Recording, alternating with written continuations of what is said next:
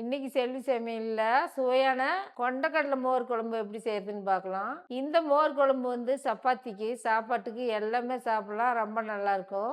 வாங்க எப்படி செய்யறதுன்னு பார்க்கலாம். ஒரு மிக்சி ஜாரில் 2 கப் அளவுக்கு தயிர் சேர்த்துக்கலாம். 10 முந்திரி, 1 ஸ்பூன் இஞ்சி பூண்டு பேஸ்ட்டு, 2 பச்சை மிளகாய், 1/2 ஸ்பூன் மஞ்சத்தூள், 1 ஸ்பூன் மிளகாத்தூள், 1/4 ஸ்பூனு சீரகத்தூள், 1/2 ஸ்பூன் மல்லித்தூள் போட்டு நல்லா அரைச்சி எடுத்துக்கலாம் மிக்சி ஜாரில். தாளிக்கிறதுக்கு வந்து தேவையான அளவுக்கு எண்ணெய் ஊற்றிக்கலாம். ஒரு 1/4 ஸ்பூன் அளவு சீரகம், கஸ்தூரி மித்தி 1/2 ஸ்பூன் அளவு. இப்போ இது எல்லாம் பொடிஞ்சு நல்லா வந்துருச்சு.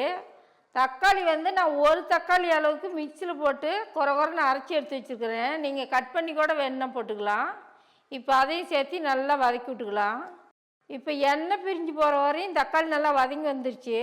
நம்ம அரைச்சி வச்சுருந்தோம் இல்லைங்களா, அந்த மசாலா வந்து அது கூட சேர்த்துக்கலாம். சேர்த்து ஒரு 5 நிமிஷம் அளவுக்கு நல்லா கொதி விட்டுக்கலாம். அடுப்பு கம்மியாக வச்சு கொதி விட்டுக்கலாம். தேவையான அளவுக்கு நான் கல்லுப்பு சேர்த்துக்கிறேன். நீங்கள் தூளுப்பு வேணாலும் சேர்த்துக்குங்க.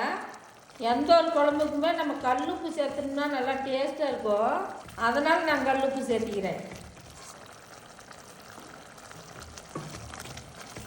கொண்டக்கடலை வந்து 8 மணி நேரம் ஊற வச்சு 2 விசில் விட்டு எடுத்து வச்சுருக்கிறேன்.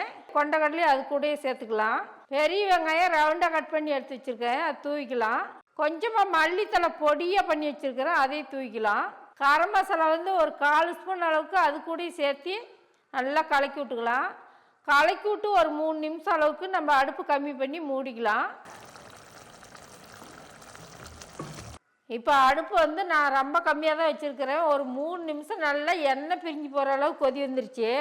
இந்த குழம்பு வந்து மதிய சாப்பாட்டுக்கு நம்ம பிரட்டி விட்டு சாப்பிட்டுக்கலாம், ரொம்ப டேஸ்ட்டாக இருக்கும். சாயந்தரம் நம்ம சப்பாத்தியா தோசையா இந்த மாதிரி பண்ணுறோன்னாக்கா அதுக்கும் தொட்டு சாப்பிட்டாக்கா ரொம்ப நல்லாயிருக்கும். உங்கள் வீட்லேயும் செஞ்சு பாருங்கள், எப்படி இருக்குன்னு சொல்லுங்கள். நன்றி, வணக்கம்.